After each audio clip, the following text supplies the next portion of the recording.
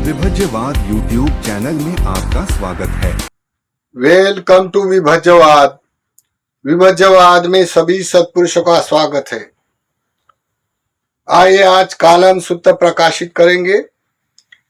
कालम सूत्र का आदर्श लेके कोई भी काल में जब जब बुद्ध का धर्म ह्रास हो जाता है, बुद्ध के धर्म में अधर्म बोला जाता है, धर्मों को अधर्म बोला जाता है, तो इस अर्थ से परीक्षित लोग कालम सूत्र का आदर्श लेके परीक्षण करते हुए ठीक ठीक अष्टांगिक मार्ग में भिक्षु संघों को प्रतिष्ठित करते हुए भिक्षु की शिक्षा एकता के लिए प्रयास करते हुए संगायन करते हुए दिखाई दिया है। जब जब कालम सूत्र से परीक्षण करने के बाद धर्म को ठीक ठीक से जानने से धर्मों को चिरस्थायी बढ़ाते हुए दिखाई देता है। त्रिपिटक में इतिहास है संगायन का। तो इस काल से प्रतियोगिता में देखते हुए बुद्ध के सिद्धांतों में जैसे कोई कोई धर्म जो है जो सभी लोग उसका परीक्षण कर सकते हैं, तो इसी कारण सुसंगत लगने से वो मनुष्य स्वीकार कर सकते हैं।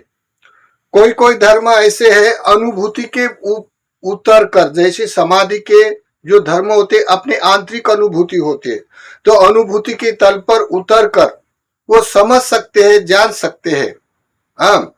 और तीसरा कोई ऐसे धर्म सिद्धांत है जैसे प्रज्ञा के क्षेत्र में ये धर्म पूरी तरह परीक्षित होते हैं। किसके लिए? परीक्षण वाले के लिए, जो लोग वहां तक पहुंचे हैं। जैसे जब जब संगायन हुआ तो अरहंतों के साथ संगायन हुआ है, क्योंकि अरहंतो ही सही का बता सकते हैं। जैसे आनंदा को भी अरहंत होने के लिए संगायन के लिए अरहंत नहीं होने से बैठने नहीं देने का अवसर आया था। तो अरहंत होना संभव होता है संगायन में, क्योंकि अरहंत लोग झूठ नहीं बोल सकते हैं या धर्म को ठीक ठीक जानने वाले होते इस अर्थ से। तो कोई कोई ऐसे धर्म होते हैं जो पहुंचे हुए लोग परीक्षित कर सकते हैं। तो इस अर्थ से ये कालम सिद्धांतों का आदर्श लेके विशेष रूप से जैसे हम भिक्षु होने से अपना भी कर्म होता है, तो लोग आते हैं हमारे पास भिक्षु होने से, तो अधिकांश लोग प्रति प्रश्न लेके आते, संदेह लेके आते, विचिकित्सा लेके आते हैं और प्रश्न पूछते हैं। और पूछने के बाद जो हमको जैसा मालूम है ऐसा बताने का प्रयास भी करते हैं, लेकिन आगे वाले में भी दृष्टि नहीं होती है, आगे वाले में भी इतने चित्तस्कंध नहीं होते, या कोई कोई लोग समझ सकते हैं।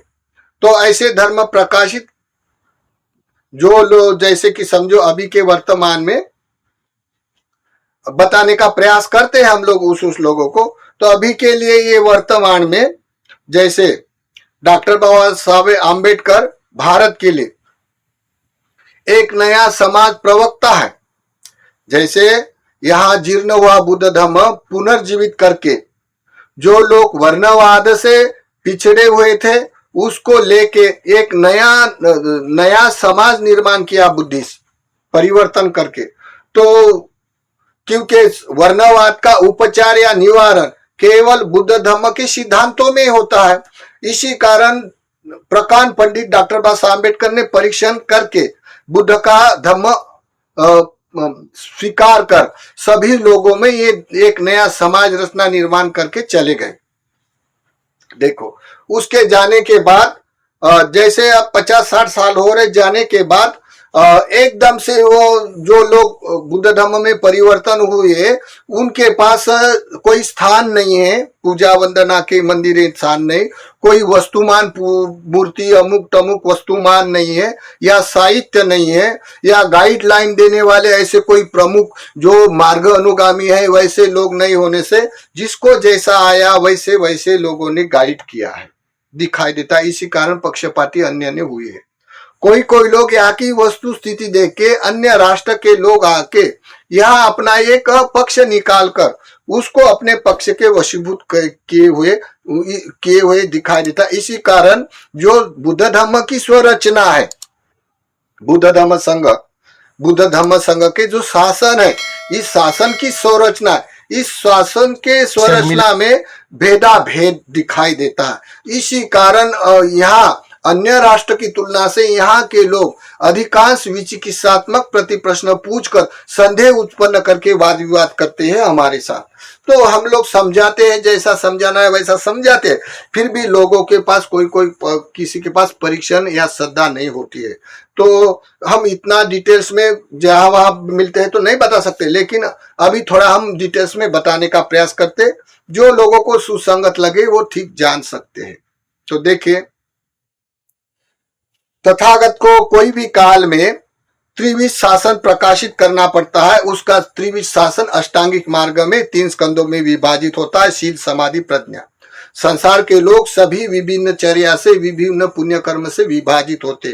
किसी के पास कितना पुण्य है, किसी के पास कितना पुण्य है, तो जिसका जो जो विद्यमान प्रतिष्ठा है उसकी उस जैसा तथागत ने उपदेश किए हुए दिखाई देता है।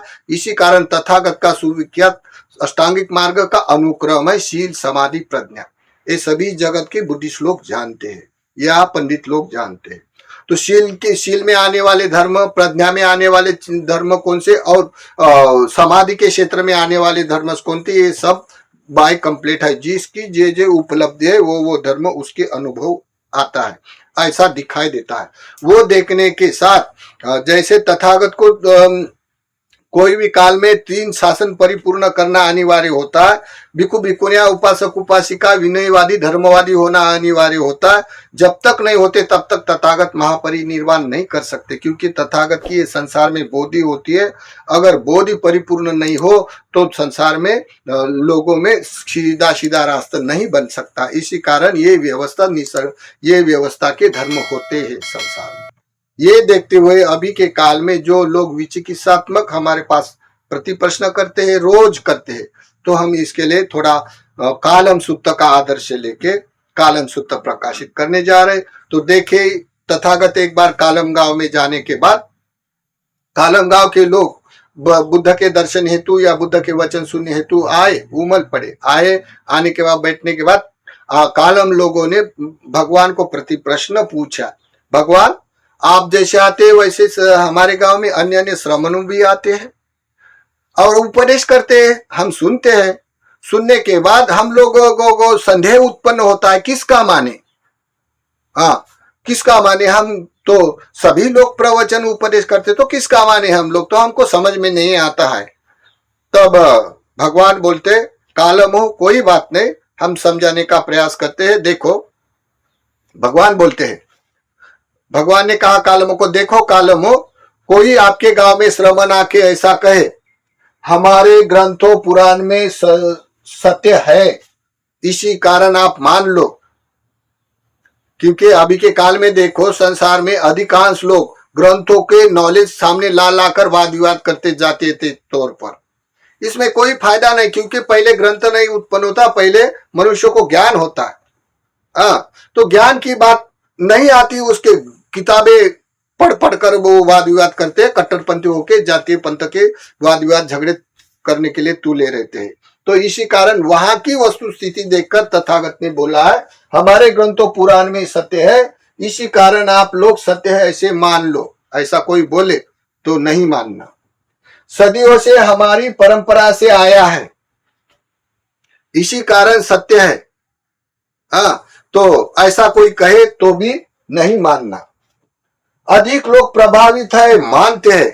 जैसे कोई लोगों के बड़े बड़े समाज व्यवस्था होते हैं, कोई एक धम्म प्रवक्ता ने किए हुए, तो बड़े प्रभावित लोग होते हैं, बहुत अधिकांश लोग मानते हैं। तो इसी कारण तथागत बोलते हैं, अधिक लोग प्रभावित है, मानते हैं, इसी कारण सत्य है, तो नहीं मानना।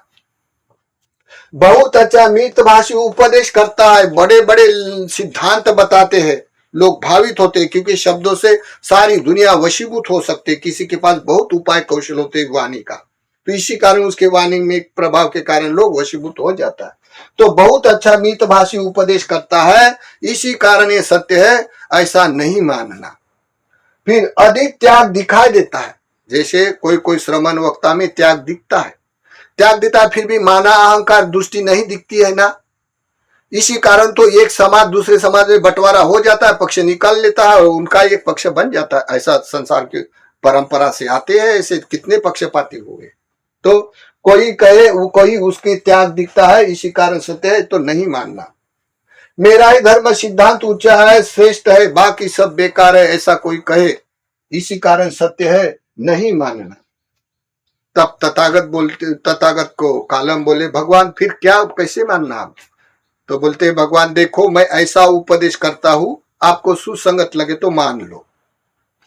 तो तथागत बोलते देखो मैं हिंसा नहीं करना, चोरी नहीं करना, व्यभिचार नहीं करना, झूठ नहीं बोलना, निंदा नहीं करना, गाली गलौच नहीं करना, कच्ची पक्की शराब नहीं पीना, मादक पदार्थ सेवन नहीं करना, लोभ से, दोष से, मोह से, प्रमाद लेके कायिक वाचिक पाप कर्म नहीं करना। ये नहीं करने के लिए मैं उपदेश करता हूं।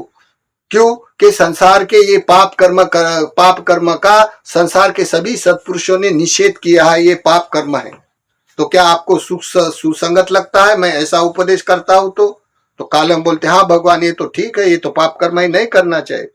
फिर बोलते तथागत देखो कालम हो, जैसे ये पाप कर्म करने वाला मनुष्य को दंडित किया जाता है, जैसे न जाने कितने कितने सूली पर चढ़ाया जाता है, न जाने कितने कितने दंड के प्रकार होते हैं, तो उसको दंडित किया जाता है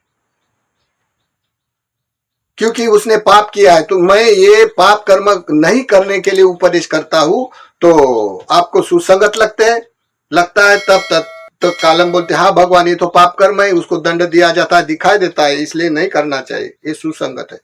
फिर बोलते देखो कालम हो, कोई पारिवारिक जीवन के लिए ये पाप कर्म करने वाला मनुष्य आदर्शवान दिखता है, वो पारिवारिक जीवन में कोई एक सामाजिक होता है व्यक्तिमत्व, कोई सामाजिक प्रतिष्ठा होती, तो वो मनुष्य ये पाप कर्म करे तो वो उसका आदर्श दिखाई देता है। या कोई राष्ट्र का हो आदमी, तो राष्ट्र का आदमी राष्ट्रीयता के लिए ये आदर्श ये पाप कर्म करे तो उसका आदर्श हो जाता है। राष्ट्र के तौर पर आचार संहिता लागू होती है क्या नहीं होती है? जैसे अभी के काल में भारतीय संविधान में आचार संहिता लागू है। तो ये पाप कर्म करने के कारण कोई भी मनुष्य आदर्श निर्माण नहीं कर सकता, अपमानित होता है और दंडित हो जाता है और मरने के परांत वो दुर्गति में चले जाता है। इसी कारण ये पाप कर्म नहीं करने के लिए मैं उपदेश करता हूं। तो क्या आपको सुसंगत लगता है? तब कालम बोलते हाँ भगवान ये सुसंगत लगता है। हाँ तो देखे ये कालम सूत्र का आदर्श लेके कोई ऐसे धर्म है बुद्ध के सिद्धांतों से जो सुसंगत लगने पे अनुसरण कर सकता है, क्योंकि सामान्य धर्म होते हैं। कोई ऐसे धर्म होते हैं जो अपने अंदर के अनुभूति से होते हैं, तो अनुभव कर तल पर आने से स्वीकार कर सकते हैं। कोई ऐसे धर्म होते हैं परीक्षित जो अनंत ही लोग परीक्षण कर सकते हैं। तो इसी कारण कोई भी बुद्ध के जो सिद्धांत है परीक्षण करके प्रज्ञावान लोग परीक्षण कर सकते, कोई सुसंगत लगने से अनुसरण कर सकते या कोई अनुभव के तल पर अनुसरण कर सकते। तो बुद्ध के धर्म में कोई भय के तलवार से भय के कारण कोई धर्म में परिवर्तन नहीं होते, ना कोई आमिष देकर धर्म में परिवर्तन होते। केवल बुद्ध के सिद्धांत अपने में सुसंगत लगने से या अनुभव पर उतरने से या प्रज्ञा से परीक्षित करने से ही लोग स्वीकार करने वाले होते हैं। तो देखिए अभी बताने का तात्पर्य है संसार में बहुत अधिक बुद्धिस्ट लोग हैं। इसी तुलना से संसार में जो डॉक्टर बाबा साहब अम्बेडकर ने एक नया समाज रचना निर्माण किया, ये भी लोग हैं। अभी ये कंपटीशन में बुद्ध अन्य राष्ट्र की बुद्ध की तुलना से जो लोग पुण्य कर्म करते उसकी तुलना में ये कंपटीशन में है। तो देखो पहले हम कौन से धर्म करना चाहिए, कौन से सामाजिक होते हैं ये स्पष्ट करेंगे, कौन से मिडल के होते हैं उसके परिणाम से, और कौन से विपसना के प्रज्ञा के धर्म होते हैं मैं समझाने का प्रयास करता हूं। और ये समझाते हुए हमारे में क्या कमियां है, क्या नहीं दिखता है या क्या कमियां है, तो हम लोग कमियां पूरी करने के लिए प्रयास करें। तो हम लोग ये कालम सूत्र का आदर्श लेके, तो जैसे शील अष्टांगिक मार्ग सुविख्यात है और अष्टांगिक मार्ग का शील समाधि प्रज्ञा ये सुविख्यात है, संसार के सभी सदावान लोग जानते हैं। अभी शील के कंड अलग है, समाधि के चित्त स्कंद अलग है और प्रज्ञा के चित्त स्कंद अलग है। तो जैसे कोई मनुष्य प्राथमिक धर्म जानने वाले तो प्राथमिक धर्म जान सकता है, और अनुभव के धर्म है तो अनुभव के धर्म पर जानकर परीक्षण कर सकता है, और प्रज्ञा के विपसना के धर्म कोई अरहंत कैटेगरी के लोग जान सकता है। तो इसी अर्थ से देखे शीलखंडा के परियति शासन पहले प्राथमिक सामाजिक व्यवस्था अभी भी सभी बुद्धिस्ट राष्ट्र में दिखाई देता है। प्राथमिक धर्म में 10 पुण्य कर्म है। कौन से जो करणीय कर्म करने के लिए प्राथमिकता, इस पर सभी समाज सीखने वाला है। तो बाबा साहब के एक नए परिवर्तनवादी समाज है, तो उसके नया समाज निर्माण करने के लिए प्राथमिक धर्म चाहिए। तो देखो मिसगाइड कहाँ हो जाता है तो समझ में आ जाता है। तो प्राथमिक धर्म कौन से? दान बोले तो पैसा दान नहीं, सभी वस्तु मान से अनुसरण का दान होता है। दानशील। आज भावना, अभी भावना आ गई ना, भावना। फिर अपचे यानी आदर सत्कार सम्मान, फेस्टिवल आदर सत्कार सम्मान, भिक्खु से आदर सत्कार सम्मान, अपचन। वेव्यावच यानी सेवा, धम्म के प्रति सेवा त्याग। और फिर पतादाना यानी जैसे बुद्ध के पास भी भोज रखा जाता है, या प्रेत के नाम से भी भोज रखा जाता है, पतादाना। और अनुमोदन, जैसे पानी छोड़कर ये प्रेत को भी मिले, ऐसे करके पेतानंग उपकपति, ऐसा पानी छोड़कर भी अपने पुण्य कर्म के पारमी में बैलेंस होने का एक उत्सर्ग होता है। और मटका रखना और धागा बांधना, ये प्राथमिक व्यवस्था के कर्म होते, पतिदाना दानानुमोदना। और बाद में होता है धम्म सव, ठीक से जो लोग धर्म प्रकाशित करने वाले, मार्ग का समाज की व्यवस्था, सामाजिक धर्म को उपदेश करने वाले, या मिडल के धर्म उपदेश करने वाले, या प्रज्ञा के क्षेत्र के उपदेश करने, तो समाज को संगठित करने के लिए प्राथमिक धर्म दान कथा, शील कथा, अनुपन्न कथा ही बताया जाता है। अधिकतर लोग समाधि का क्षेत्र तो व्यक्तिगत होता है, लेकिन सार्वजनिक सामाजिक क्षेत्र के सामाजिक धर्म उपदेश करते हुए श्रीलंका, बर्मा, थाईलैंड, श्रीलंका जितने भी बुद्धिस्ट कंट्री उसमें दिखाई देता है। सभी लोग फेस्टिवल करते हुए दिखाई देता है, और सभी धागा बांधते हैं, मटका रखते हैं। ये बुद्ध शासन की सभ्यता है, और उसमें जो मानस के अन्य रोगों के उपचार भी है, धागा, कलेश, पतादाना, ये वस्तु स्थिति बुद्ध शासन में उसके हेतु भी है, और ये धर्म परीक्षित भी है। इसी कारण सभी बुद्धि राष्ट्र में दिखाई देता है। और दूसरी एक बात, शीलखंडा में आने वाले धर्म विशेष, बुद्ध का धम्म, बाबा साहब ने कहा बुद्ध का धम्म का प्रमुख वक्ता वो उत्तराधिकारी भिक्खु होता है। भिक्खु होता है, तो भिक्खु के ऊपर निर्भर करता है समाज व्यवस्था। तो इसी कारण ये यहाँ श्रमण सभ्यता है, जैसे यहाँ जो लोग मार्ग अनुगामी होते उसको अनुसरा जाता है। उसको अभी भी काल में बड़े बड़े राष्ट्र में गुरुकुल है, जो अपने पुत्र को बड़े आदर से लेके बड़ा झांकी मिरोनुक, बड़ा उत्साह करके बच्चों को दान करते हैं, और बच्चे पढ़ते हैं चिवर लेके भिक्षु होकर। और फिर जैसे कोई सभी लोग बुद्ध विहार बांधकर उपासक भिक्खु को दान करते हैं, तो जन्म पराने भिक्खु के विहार होते हैं, भिक्खु की प्रतिष्ठा के दान देकर समर्पित भाव से रहते हैं। हाथ में धागा बांधते, कलेश रखते हैं, भिक्षु से सील लेते, भिक्षु से परित्राण करवाते, भिक्षु से उपदेश सुनते, भिक्षु को ही 4 निश्रे का देह दान देकर अपने परिवार का एक हिस्सा समझकर वो अनुग्रहित रहते हुए सभी राष्ट्रों में दिखाई देता है। देखो अभी ये बाबा साहब के लोगों में क्या कमियां है, तो आप लोगों को स्पष्ट हो जाएगा किस कारण से करके सामने सामने बताया जाएगा।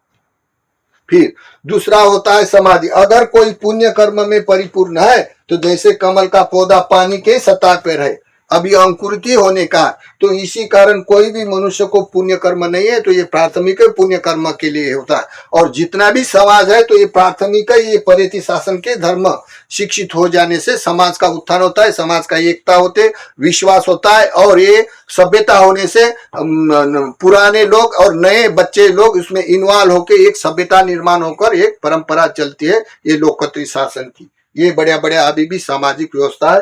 तो ये समझो शील का खंडा, या धर्म आने वाले जैसे पानी के सतह पे एक कमल का बीज अभी अंकुरित होने का है। दूसरा समाधि। बुद्ध शासन में समाधि के लिए 40 कर्म स्थान होते हैं, जिसकी जितनी चर्या स्वभाव होता है, ऐसे चर्या स्वभाव से विभिन्न प्रतिभाग निमित्त होते हैं। जिसकी जो चर्या स्वभाव होता है उस चर्या स्वभाव से वो अपना अपना ध्यान साधना करने वाला होता है। लेकिन ये पुण्य कर्म करने के कारण समाधि होती है। तो 40 कर्म स्थान होते हैं और कोई 40 कर्म स्थान से वो अपने में जो पुण्य कर्म के जो आवर्जन समावर्जन होते रहता है पुण्य कर्म से, अगर उसकी समाधि पक गई तो वो बैठकर अपनी समाधि कर सकता है और उसको गाइड मिले ऐसा ऐसा होता है तो अनुभव के तल पर भी वो कर सकता है समाधि। जिसके पास समाधि और पर्यति धर्म परिपूर्ण, जैसे समाधि है तो पानी के सतह का जो कमल का बीज है वो आधे पानी में आ गया, वो उत्पन्न होकर आधे पानी में आ गए, फिर भी पानी के ऊपर आने का है। ऐसा ये शील का ये अंकुरित होने वाला कमल का पौधा, अब ये पौधा आधे पानी में आया, इसका मतलब है क्या, ये क्रम है सीखने का। हाँ, तो ये शील समाधि जिसके पास अनुभूतित है, इसके बाद विपसना का क्षेत्र प्रज्ञा का क्षेत्र लगता है, जहां लोग अभी के काल में शब्दशाह जिसके पास कोई चित्त स्कंद नहीं, किसकी सत्ता भी नहीं, तो भी विपसना नाम बोलता है। तो आप देखें बाद में लगता है शील समाधि प्रज्ञा का क्षेत्र। प्रज्ञा का क्षेत्र ये पहुंचे लोगों का क्षेत्र है, ये अरंतो कैटेगरी के लोग परीक्षित कर सकता है इस धर्म से। तो जिसको ये पर्यति पटिपति अनुबोधित है, जिसका अपदान है अन्य जन्म से, अभी लास्ट में उसका विशुद्धि मार्ग में निष्क्रमता करेगा वो, या घरदार छोड़कर त्याग करके भिक्षु होगा, तो ये जन्म में वो सोतापन्न होने का मार्ग अनुगामी का क्षेत्र है। तो यहाँ 4 आर्य सत्य का अनुबोध होना चाहिए सम्यक दृष्टि के लिए, तभी सम्यक दृष्टि हो जाता है। फिर 4 स्मृति पसना यानी विपसना, यानी कायानुपसना, वेदनापसना, चित्तानुपसना। जो आदमी जिस कैटेगरी का है, जिसकी स्वभावचर्या ऐसे विभिन्न स्वभाव से आलंबन से विपसना करने वाले होते हैं, और मार्ग का साक्षात्कार के भी विभिन्न प्रतिभाग निमित्त होते हैं। कोई किसी का एक ही नहीं आलंबन होता है, ना कोई ऐसे बैठे रहने का कोई सभागृह में कोई साक्षात्कार नहीं होता, साक्षात्कार एकांत होते हैं। और एकांत विहार जिसका अपदान है, सत्कार समुदाय का नॉलेज है, और विशुद्धि मार्ग में अपदान से उसका लास्ट का जन्म, तो उसकी निष्क्रमता विपसना पूछने का कोई जरूरत नहीं होता है, ये अपने में होते रहता है। तो देखिए यह विपसना करने से 7 विशुद्धिया होता है। जैसे 7 विशुद्धिया एकायनो मग्गो मग्गो बोला जाता है, एकायनो मग्गो यानी 7 विशुद्धिया को बोला गया। 7 विशुद्धिया, 7 विशुद्धिया का बाय कंप्लीट अलग दाता है, अलग चित्त स्कंद है। इनमें से 7 विशुद्धिया में जैसे मार्ग एक अमार्ग होता है, जैसे आजकल लोग भंग ध्यान करवाता है, यही एक मार्ग है करके ऐसे बोला जाता है, लेकिन वह इसका मतलब ये नहीं। एकायनो मग्गो का मतलब 7 विशुद्धिया का होता है, तो लोगों ने ऐसा ये एक शब्द बदलकर अपना वचन बना दिया कि एकायनो मग्गो, ये की भंग ज्ञान से गुजरना पड़ता सबको। ये एक आउट मार्ग होता है जो लोग अचानक घटने वाले। तो ये कैसी में थोड़ा संक्षिप्त में बताने का प्रयास करता हूँ। तो ये 7 विशुद्धिया में एक मार्ग होता है, एक अमार्ग होता है। वहां सोतापन्न का साक्षात्कार होता है। सोतापन्न की साक्षात्कार की कोई रेल सेल नहीं होती है, अपने आप एकांत होते हैं, जिसको होता है उसको भी पता नहीं होता है। देखो अभी लोग समझो अनित्य बोलो साक्षात्कार की बातें करते हैं, ये फेक होता है, लेकिन लोगों को मालूम नहीं होने से, लोगों को भ्रमित होने से ऐसा लगता है। तो यहाँ सोतापन्न होने से जिसका अपदान है तो वो सीधा कब साक्षात्कार करता है उसको भी मालूम नहीं, तो सीधा जाके अपने में साक्षात्कार कर लेता है राजमार्ग से। अगर कोई मनुष्य हो, उसका सोतापन्न होने का टाइम है, अभी वो करते करते आनापान अतिरेक किया, तो उसकी जीवित इंद्रिया में चित्तवृत्ति दौड़ने वाली भवंगपात हो जाता है, यानी भवंग होके उसको बुद्धबुद्धे अनुरेणु उत्पन्न हो जाता है। अनुरेणु उत्पन्न हो जाता, प्रकाश होता है या झटका होता है, ऐसे अन्य प्रकार से उसका भंग ज्ञान होता है। भंग ज्ञान होने से वो सुख प्रीति होती है, उसके भी परिणाम से तो आसक्त बन जाता है उसमें। और फिर उदयवेय ज्ञान सूक्ष्म जानने लगता है, तो उदयवेय जानने से वो उदयवेय जानने में लगा रहता है, तो वैसे उसके उदयवेय संस्कार छूट नहीं सकते हैं। इसी कारण वो उसकी विपसना छूट जाती है सही की, और उसमें अमार्ग में बद्ध होके प्रभावित होके उसका अहंकार बढ़ता है, और उसकी वेदना के प्रति आसक्ति बढ़ती है, और उसकी मिथ्या दृष्टि भी हो जाती है, उसके भी परिणाम से दुर्गति को जाता है। लेकिन ये जीवन में बड़ा सुखानुभव होता है, ये नेचर से होने वाली घटना है। जैसे कि बुद्ध धर्म में अनुक्रम है क्या नहीं है, जैसे यहाँ शील खंडा में सामाजिक व्यवस्था में परिपूर्ण समाज निर्माण करने के हेतु जो धर्म है, ये पानी के सतह पे कमल है। और दूसरा इसका भी परिणाम समाधि हो जाता है। समाधि व्यक्तिगत है, सार्वजनिक नहीं। तो व्यक्तिगत में ये पानी के बीच में आया हुआ कमल का पौधा है, क्रम है क्या नहीं है? जो कोई पुण्य कर्म करता है उसका क्रम है क्या नहीं है? फिर तीसरा क्रम होता है, ये कमल का पौधा पानी के ऊपर आ गया है, साक्षात्कार का जो प्रज्ञा का क्षेत्र है साक्षात्कार का, तो ये पानी के ऊपर आ गया कमल का फूल। तो ये विपස්සना करके लोग मनुष्य सोतापन्न या मुक्ति का साक्षात्कार करने का क्षेत्र है। तो लोगों में ये लोग जो भी आया वो शील समाधि प्रज्ञा करता है, बोलता है, और जहां परियति शासन के धर्म है वहां के लोगों को बुद्ध तरंगे तरंगे देखते रहो विपස්සना ही बताता है। तो बताने के बाद जो प्राथमिक धर्म ठीक से नहीं है तो लोगों में भ्रांतियां उत्पन्न होके लोग में भेदाभेद होना संभव है क्या नहीं है? इसी कारण ये ऐसा होना संभव है। अभी देखो 18वीं सदी में जो परीक्षित है उसने अपना जिसका परीक्षण है, तो ये उच्च कोटि के लोग जो प्रचारक लोग है या बड़े बड़े आश्वासन देने वाले वक्त है, समाज का उद्धार करने वाले, उन्हें ठीक से सुनना चाहिए। कौन कितना ऊंचा बोलता है तो कालम सूत्र का आदर्श लेके परीक्षण करना चाहिए। कौन कितना ऊंचा बोलता है ये नहीं महत्व का, बहुत बड़ा है उसका वाला लोग करता है या बहुत बड़ा दिखाई देता है, बहुत सुंदर लगता है, बड़ा प्रभावित लगता है, ये नहीं महत्व का। महत्व का ये है भंग ज्ञान क्या है। तो देखिए ये समझाने का प्रयास करते हैं। तो उसका इतिहास है, इतिहास आप लोगों को जानना है तो आपका उद्देश्य तो जानना पड़ेगा। 18वीं सदी में ये प्रज्ञा के क्षेत्र में 18वीं सदी में म्यांमार में यानी बर्मा में लेडी साइडो के नाम के भिक्खु ने, जहां अंग्रेजों की सत्ता थी, तो बुद्ध धर्म में रास होने लगे, तो अंग्रेजों को वशीभूत करने के लिए जहां मार्ग आता है तो उन्होंने मार्ग की बात नहीं किया है, अमार्ग की रेल चल किया, जहां मनुष्य भ्रमित होकर अविभाषित होकर सुख के कारण मान बैठता है। ऐसा उसने एक टेक्निक लगा के अन्य चित्तस्कंद अन्य अपने मत से धर्म याद करके विपස්සना नाम से भंग ज्ञान करवाने का inside meditation, birth of inside meditation 18वीं सदी से चालू हुआ। वहां से उन्होंने शिक्षा देने के कारण प्रभावित लगा लोगों को, लोगों ने एक्सेप्ट किया और सब ने बोला सोतापन्न होने के लिए ये बड़ा टेक्चर अच्छा है और भ्रम के कारण सोतापन्न हुआ जैसा लगता है और बड़ा सुंदर लगता है। लोग उसमें करते करते वो छूट नहीं सकता उदय ज्ञान, फिर वो वैसा है उसका बन जाता है। ऐसे करते करते ये वाद विवाद के कारण वहां संगायन हुआ। 18वीं सदी में संगायन हुआ, उसकी सभी डॉक्यूमेंट्री है, उनके मत ये गलत मत कपात कर दिया। लेकिन जो लोग इस भ्रम जाल में अविभाष में गिरने वाले होते, प्रभाव के कारण उसकी संख्या ज्यादा होने से अंग्रेजों ने उसको एक्सेप्ट कर लिया, अंग्रेज लोगों ने, और बड़ी मात्रा से अन्य राष्ट्र में चली गई ये मॉडर्न विपස්සना। और चले जाने के बाद अन्य राष्ट्र में ये एक वाद विवाद उत्पन्न होते हुए जो लोग मार्गगामी है या दृष्टि संपन्न भिक्षु है उसके लिए विवाद है, बाकी नवा का भिक्षु है या न जानने वाले उसके लिए ये विपස්සना नाम से एकदम प्रभावित है। उसकी डॉक्यूमेंट्री है क्या ना, तो जाके बर्मा में देखो या इंडिया में अन्य किताबों में भी है। मार्ग सभी विशुद्धि मार्ग में मार्ग का डाटा दिखता है, लेकिन ये साक्षात्कार का नमूना मनोदारिक होता है, अपने आप साक्षात्कार होता है। लेकिन जहां अमार्ग में मनुष्य भ्रमित होता है उसकी ये टेक्निक बना के वहां से शिक्षा स्टैब्लिश हुई ये विपස්සना।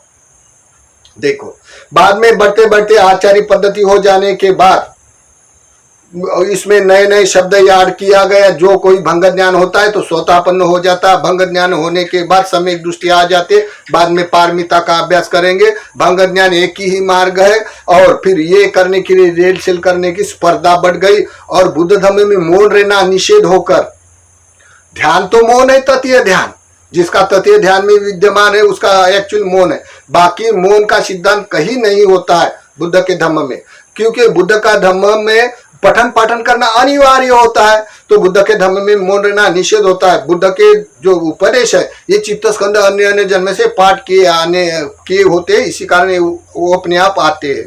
तो ये निरुक्ति पटिसभ्यता कहलाता है उसे। तो बुद्ध धम्म में मौन रहना निषेध है। देखे पवारना खंडा में, विनय पिटक में पवारना खंडा में है, और मौन रहना निषेध है उसकी अटकता है। मौन रहना ये आत्मवादी श्रमणों की सभ्यता है, उसका धम्म है मोक्षरूप। बुद्ध धम्म में मौन रहना निषेध होता है। तो देखो वहां से मौन रहना चालू हो गया जहां 18वीं सदी से, और ऐसे करते करते ये संख्यात्मक प्रभावित लगने के कारण बढ़ गया। ये हिस्ट्री है कहना। तो पहले देखो विशुद्धि मार्ग में उसकी डॉक्यूमेंट्री, विशुद्धि मार्ग में मार्ग है, जाके देखो। हमारे पास रोज के रोज वही लोग आते हैं, ना हमको ठीक से रहने देते ना वो ठीक से रहते हैं। तो इसी कारण उसने देखना चाहिए। बोल ये तो सूक्ष्म तृषा है। हाँ, मार्ग अनुगमन करने वाले लोगों को भी नहीं जानना आता, इतनी सूक्ष्म तृषा अंदर बैठ जाती है। कैसा कोई जान सकता भला निकाल कर? लेकिन ये ऐसे गुणवत्ता के कारण ऐसे जानना आता है। लेकिन उससे कारण अहंकार बढ़ता है, लोभ बढ़ता है और मिथ्या दृष्टि हो जाने के बाद अधिक रेलसेल करने से दुर्गति को जाता है। फिर भी कोई कोई लोग बोलते हैं, हम किताब बताते हैं तो कोई कोई लोग बोलते हैं हो जाने दो दुर्गति हमको तो, लेकिन हमको छूट नहीं सकता है। बरोबर बात है। जैसा दारू पीने वाला दारू पीने की नशा खर हो जाता तो छूट नहीं सकता, वैसा ही उपादायित होता है दृष्टि। इसी कारण वो छूट नहीं सकता। मैं बोलता हूं नहीं छूटा तुम्हारा तो कोई बात नहीं। डॉक्टर बाबा साहब अम्बेडकर का समाज का क्या, हमसे इतने मतलब है। बाकी दुनिया करे तो करे, इसे कोई ज्यादा हम मतलब नहीं रखते। लेकिन बाबा साहब के जो समाज के परिवर्तनवादी लोगों का अभी नया समाज है, उसमें अभी भी बहुत अधिकांश धर्म में पारंगत नहीं पड़े थी शासन में। तो ये लोग बाबा साहब के लोग ये बड़ा प्रभावित लगने के कारण यहाँ का भिक्खु ने या उपासकों ने, अधिकतर श्रद्धावान लोगों ने उसको अपनाया। और बाबा साहब के समाज के व्यवस्था में पक्षपाती हुए थे, तभी लोग नए नए बुद्ध धर्म में आए। एकदम से कुछ बात नहीं होने से अन्य पक्षपाती में चले गए और उच्छेदवादी नास्तिक लोग धर्म को ठीक से न जानने के कारण प्रचारक बने, उसके भी पक्ष निर्माण हुए। इसी कारण भिक्षु को सपोर्ट नहीं किया, जो भी पुण्य के कारण भिक्षु बने। तो ये भिक्षु की भी ऐसी वस्तु स्थिति अभी परिवर्तनता में दिखाई देता है।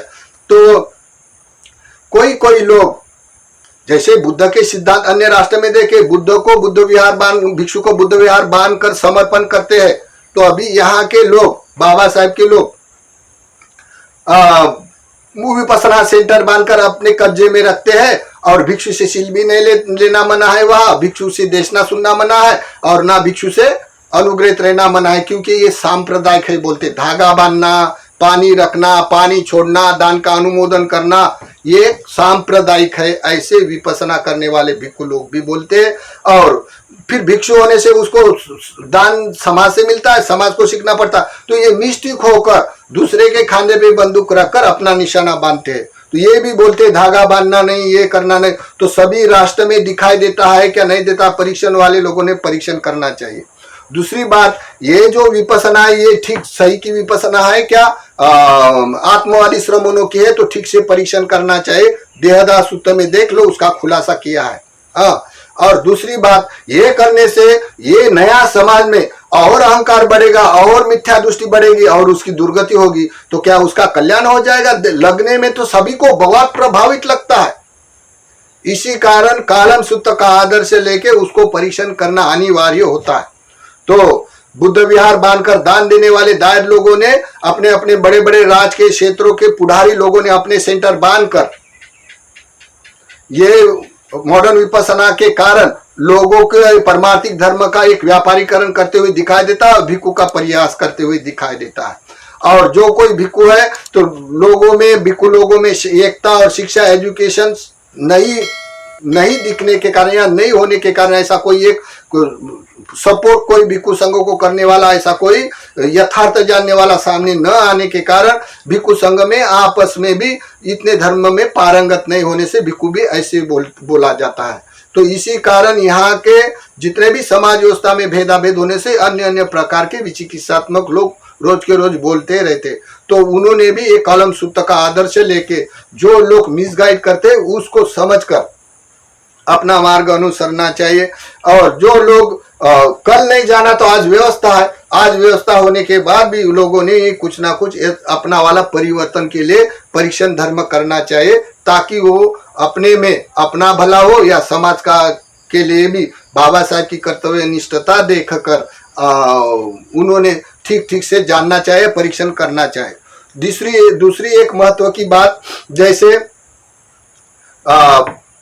यह अधिकांश लोग मौन की पर्दा करते हुए दिखाई देता है। तो जैसे कि कोई लोग जैसे धर्म में आज भी बोड़ा पठन पाठन किया जाता है, क्योंकि परेती शासन पठन पाठन करने के लिए होता है। जो पाठ करे उसका आगे ओपनिंग हो जाता है निरुक्ति। तो ये देखते हुए बाबा साहब का इतिहास देखो, जो लोग वर्णवाद के कारण शूद्र समझकर उसको मना था,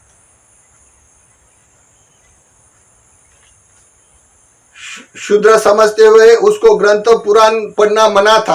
अगर कोई पढ़े तो उसको मुंह के खीले ठोका जाता था, दंड दिया जाता था। ऐसे लौकिक धर्म के से वो लोग मानने वाले थे।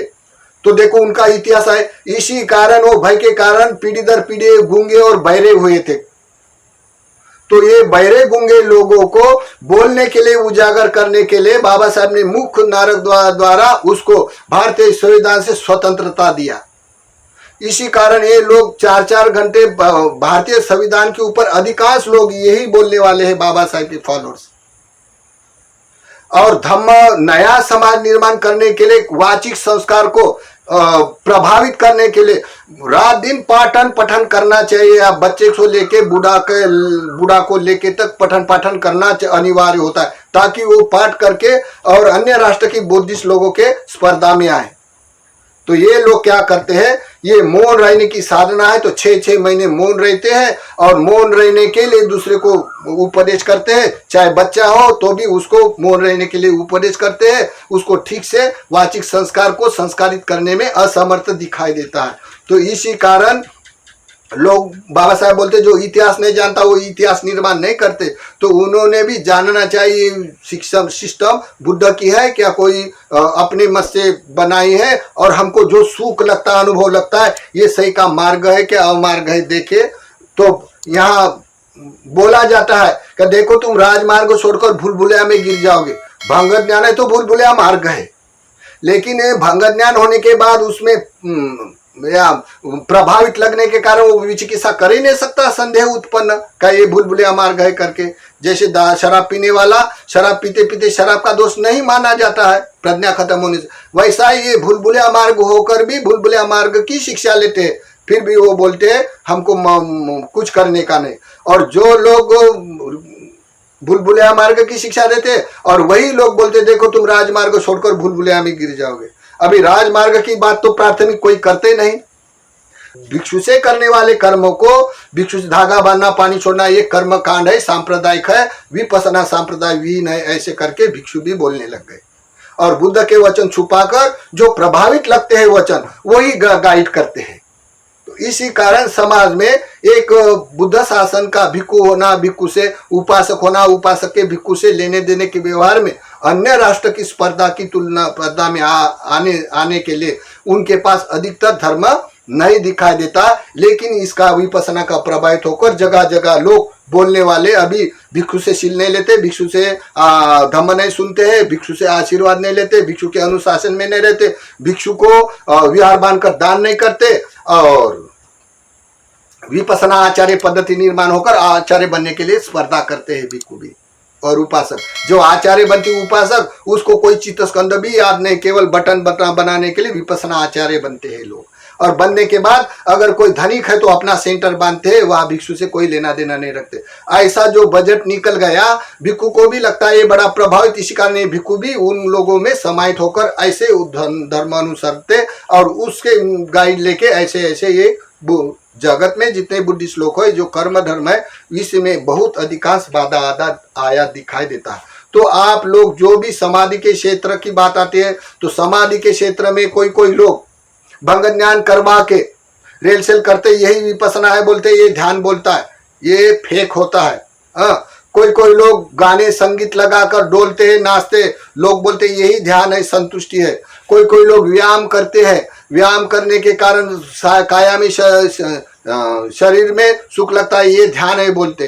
कोई कोई आनापान करते हैं, आनापान करने से ध्यान करने से रोग दूर होता हो जाता है ऐसे बोलता है, तो आनापान करने से रोग दूर हो जाता है। समाधि के क्षेत्र में समाधि ध्यान के लिए मिसगाइड करते। तो समाधि के लिए लोगों ने ठीक से सुनना चाहिए। जो कोई मनुष्य पुण्य कर्म करने के लिए रममान है, दान शील भावना पतिदाना धागा बांधना पानी छोड़ना उत्सर्ग करना अनुपूर्णा कथा से दान का अनुमोदन करना, ये धर्म सामाजिक व्यवस्था की शिक्षा देता है और शिक्षा लोगों को शिक्षा देता है। वो शिक्षित हो जाता है ऐसे तो उसको ध्यान कोई पूछे ना, क्योंकि पुण्य कर्म का जिसका चंद है उसका भी परिणाम ध्यान है, समावर्जन आवर्जन होता है।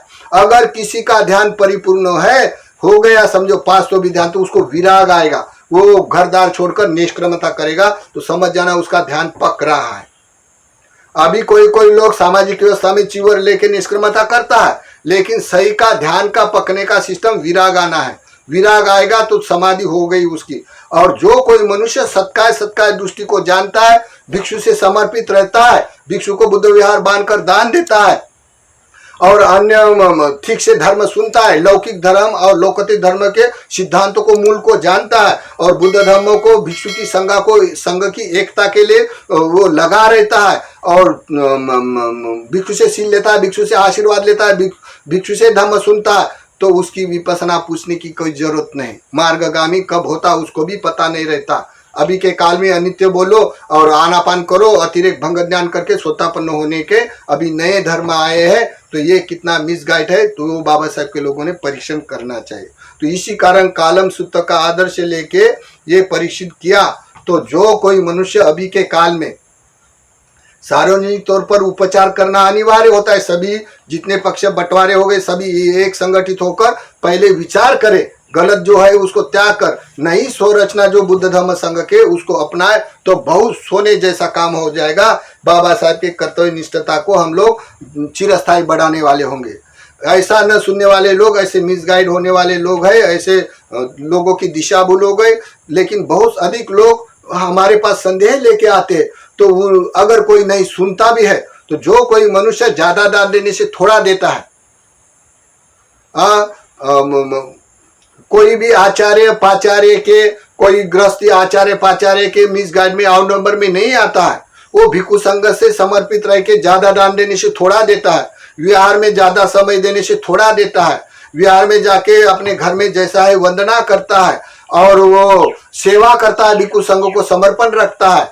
और ज्यादा करने से भिक्षु संघ के अलावा वो कोई उचित नहीं समझता है, तो उसका ये काल में भी बहुत पुण्य भाग समझना है और वो मनुष्य ठीक ठीक मार्ग में है ऐसा समझते हुए वो देर सबर अपने मार्ग से साक्षात्कार करेगा। इसी कारण कालम सूत्र का आदर्श लेके जो कोई मनुष्य भिक्षु को सपोर्ट न करते हुए अपना व्यक्तिगत परमार्थिक धर्म का व्यापार करने वाले, तो उसको ठीक से परीक्षण करे। और जो लोग विचिकित्सात्मक हमारे पास आते हैं, तो उन लोगों ने परीक्षित करके ये कालम सूत्र का परीक्षण करके किताबों में देखना चाहे। परीक्षित धर्म अरंतों का होता है, किताबों में है तो किताबों में भी देख सकते हैं। देखने के बाद कोई लोग आता है हमारे पास, हो जाने दो दुर्गति हो गए है, किताब में देखा है, बोलते दुर्गति हो तो दुर्गति हो जाने दो, लेकिन हम छूट नहीं सकता। तुम नहीं छूटते कोई बात नहीं, लेकिन बाबा साहब के समाज का क्या। तो इसी कारण लोगों ने एक सामाजिक व्यवस्था बनाई। अन्य राष्ट्र में इतनी व्यवस्था नहीं है मौन रहना और साधना करना, ये भारत में अधिक फैल गई। और विशेष बाबा साहब की समाज व्यवस्था में जो निर्माण होने वाला समाज है, उसकी बुद्ध धर्म संघ की स्वरचना की सभ्यता है, उसमें बाधा है क्या नहीं, ठीक से जानने वाले ने कालम सूत्र का आदर्श लेके परीक्षण करना अनिवार्य होता है, करना चाहिए। फिर दूसरी बात, बाबा साहब जहां बर्मा में संगायन हुआ था, या बर्मा में संगायन होने के बाद दूसरी संगायन 640 में संगायन हुआ, तो बाबा साहब वहां उपस्थित थे। उपस्थित होने के बाद बाबा साहब ने ये समाधि के लिए जो विवाद है विपස්සना के बारे में, तो भी पहली संगायन से दूसरे संगायन तक वाद विवाद दिखाई देता, परीक्षण किया। तब बाबा साहब ने अपने दूरदृष्टि उसका परीक्षण करते हुए उसके जो कमिटी के सदस्य 16 थे, उसको लेटर दिया था। बोला है उस लेटर में, क्या मैं भारत का बुद्ध धर्म जीर्ण हुआ पुनर्जीवित करने वाला हूं, और यहाँ का विवाद समाधि का अगर भारत के नए परिवर्तनवादी लोगों को शिक्षा देने से ये लोगों का घात हो जाएगा।